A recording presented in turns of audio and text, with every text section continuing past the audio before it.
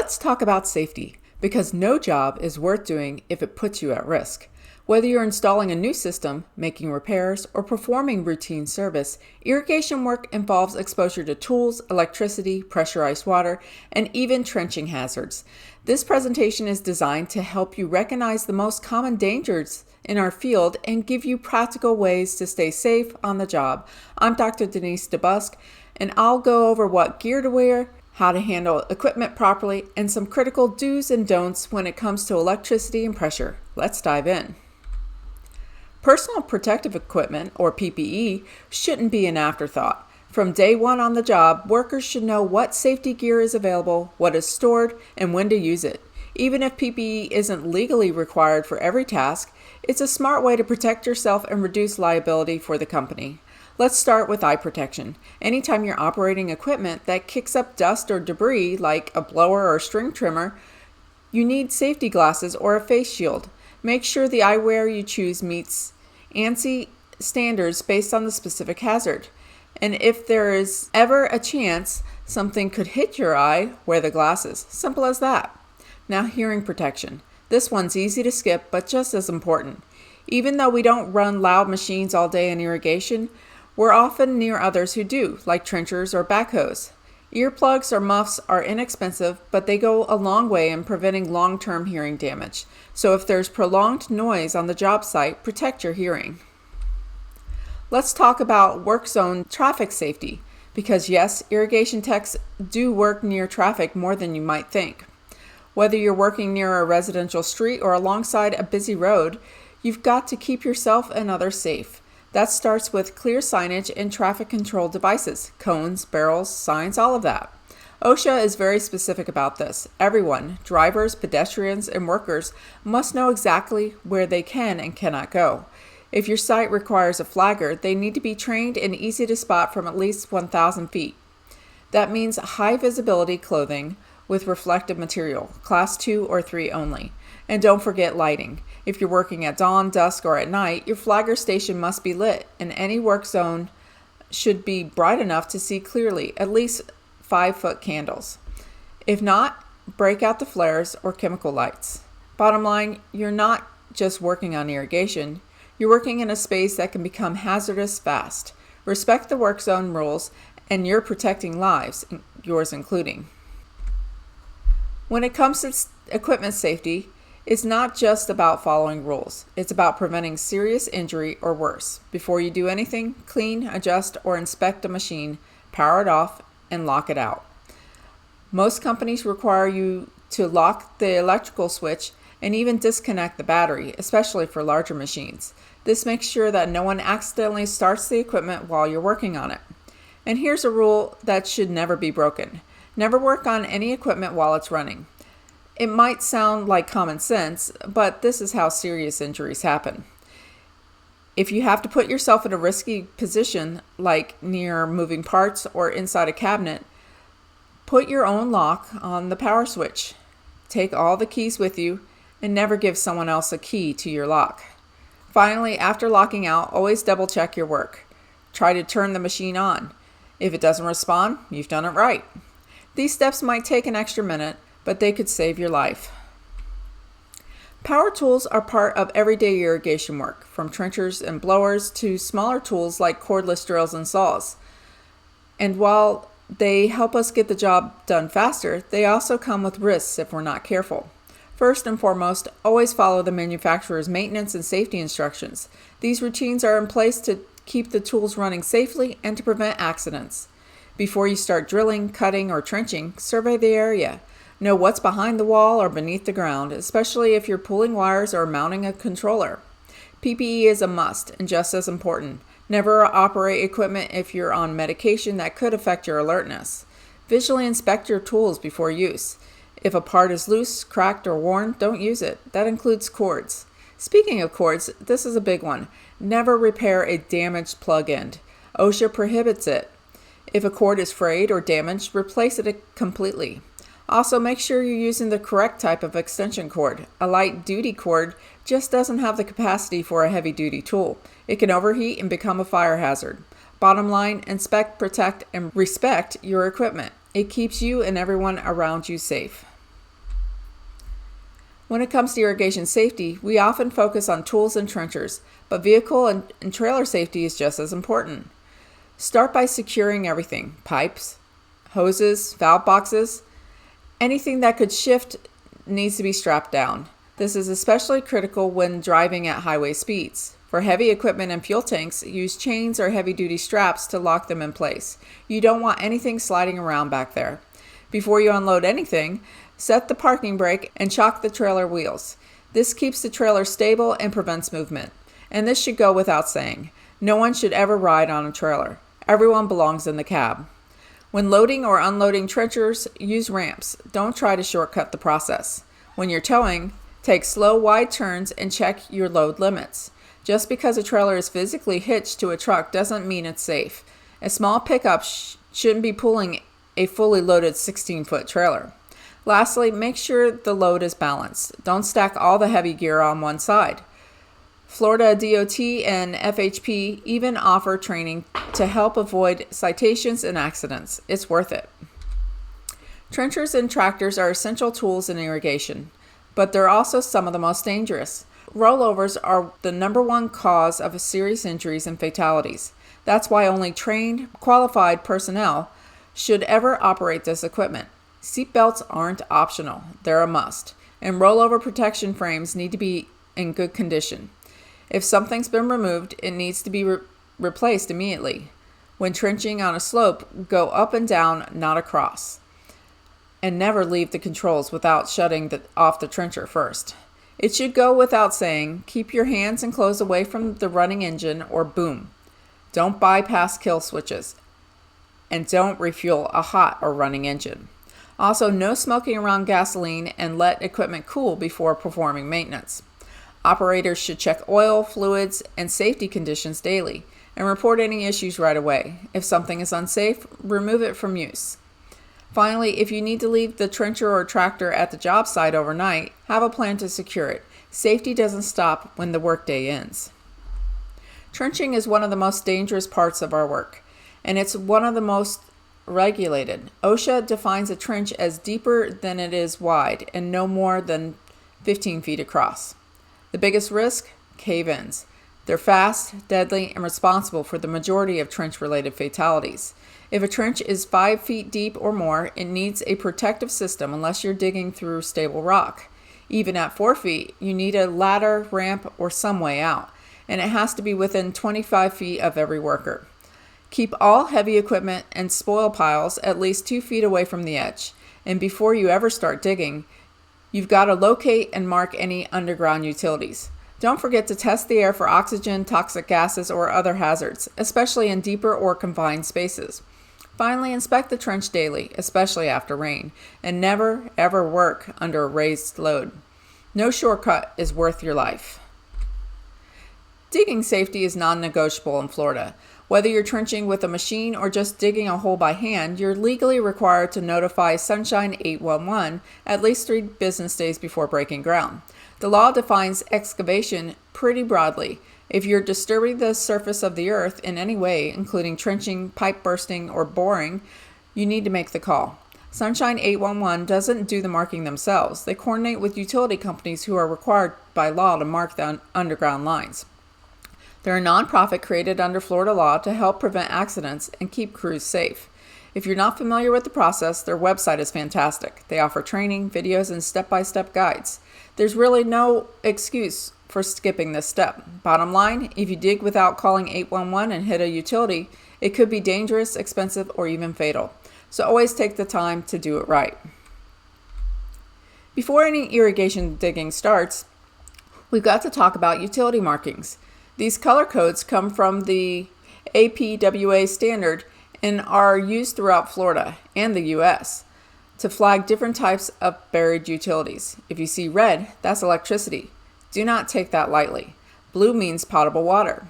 Yellow is gas, which can be extremely dangerous. You'll also see purple for reclaimed water, green for sewer lines, and orange for anything communication related like fiber optic or alarm cables.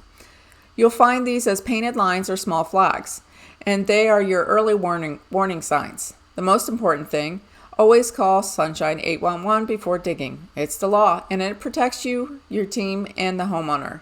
Give them at least 3 business days to come out and mark the site.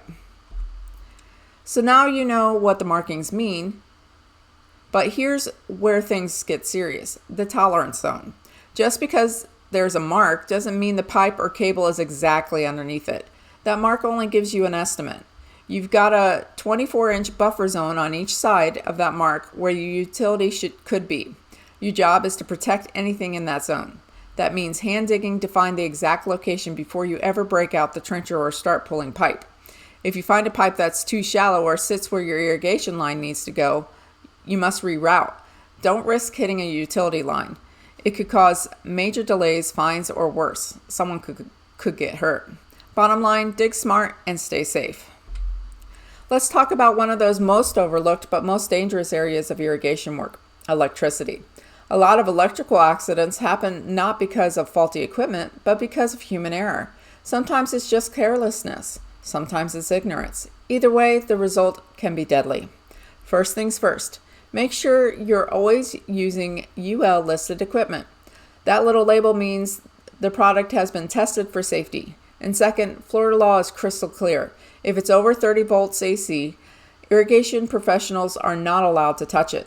That means you cannot install, alter, or repair anything like breaker panels, GFCI outlets, or power to pumps.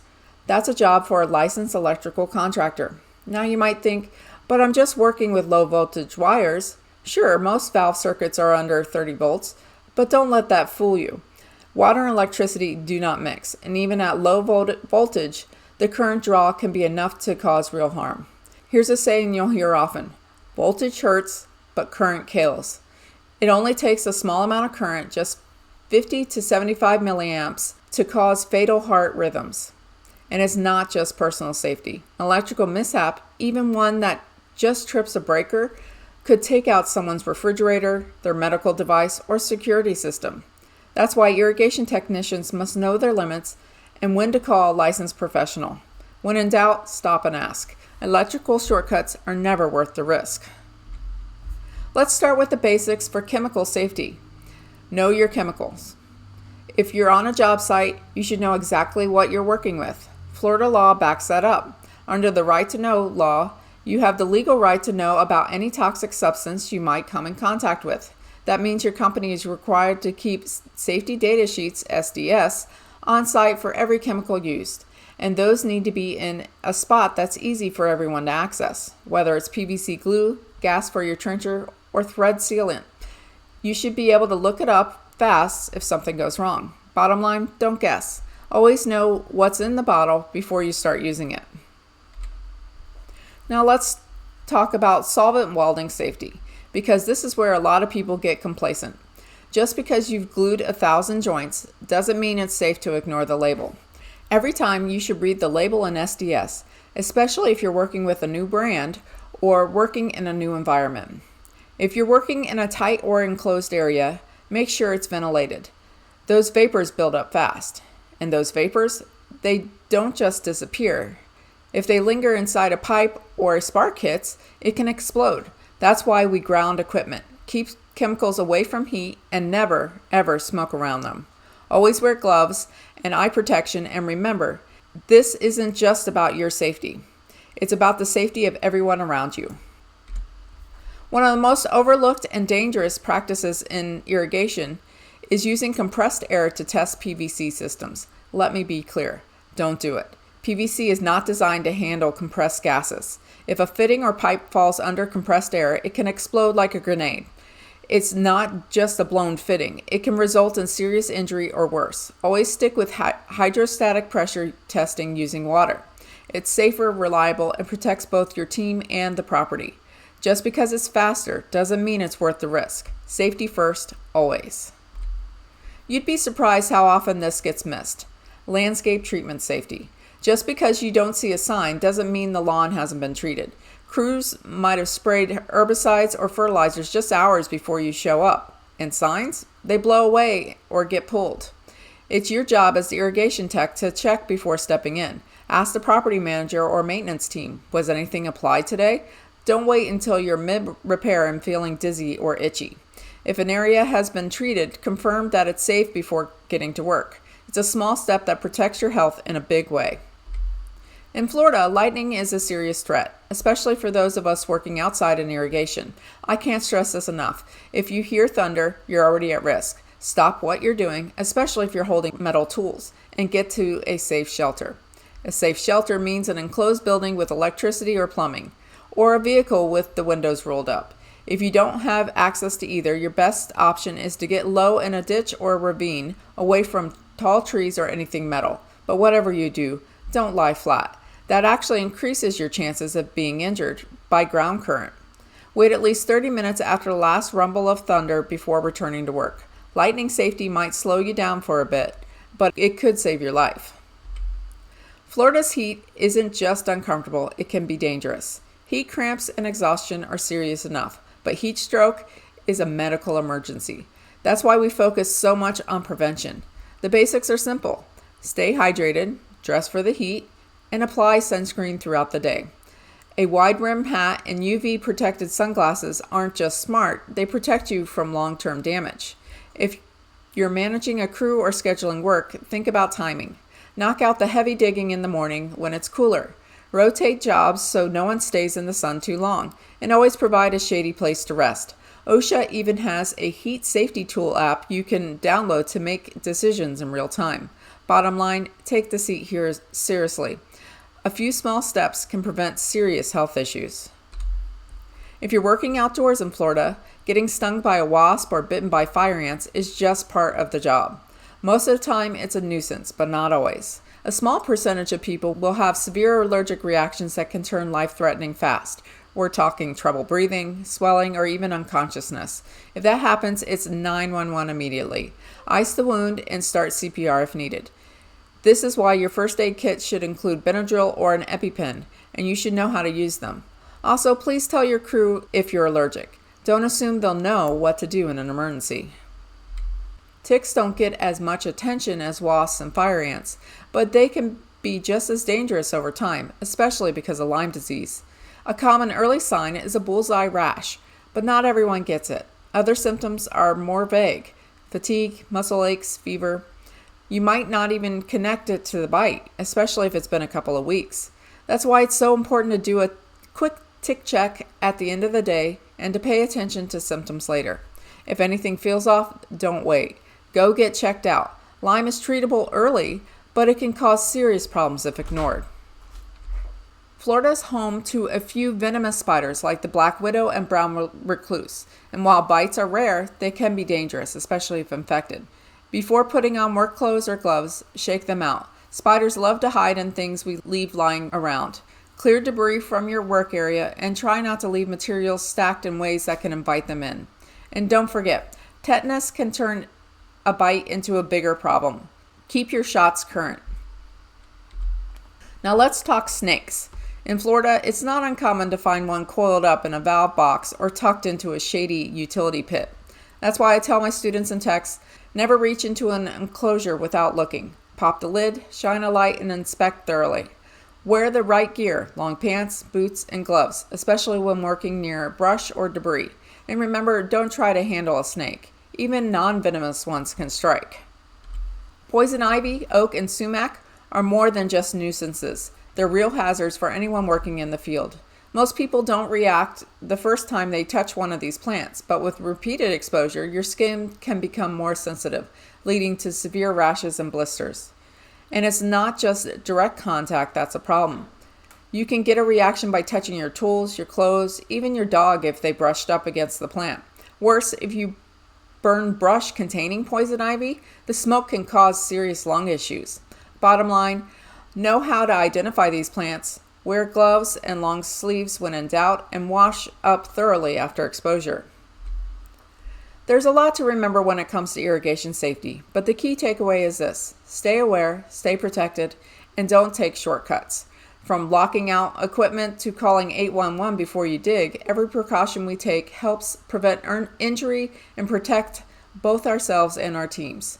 Whether you're battling the Florida heat or dodging fire ants, safety isn't just a box to check. It's a daily habit that keeps the job running and everyone going home safe.